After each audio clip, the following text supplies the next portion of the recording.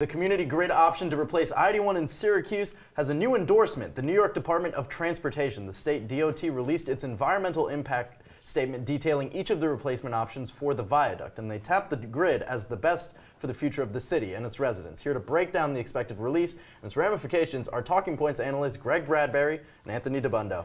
So, turning to both of you, why did the Department of Transportation say the grid was the best option for Syracuse? It's essentially a process of elimination, right? They went through all of the options. They spent the last 6 years, $37 million to figure out what is the best option.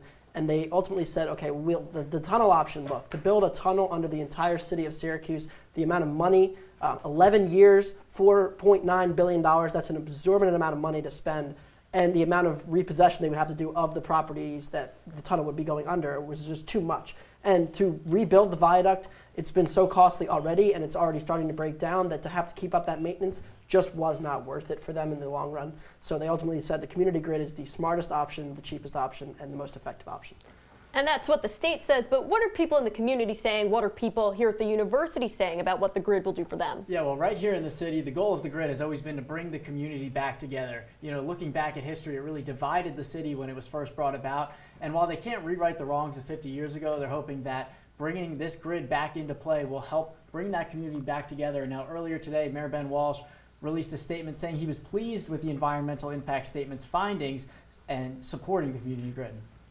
And SU and SUNY ESF, all of the universities have come out in favor of the community grid as well. And it's important to note that, you know, based on where Syracuse University is, the potential for student housing and the potential for more student access to downtown Syracuse is a big plus potential for the community and for the campus, because that can help kind of bridge the gap, as Greg was saying. So we have all these supporters, so we have all of this kind of new revenue that could be brought in by the grid. What are the next steps for actually putting a grid in place?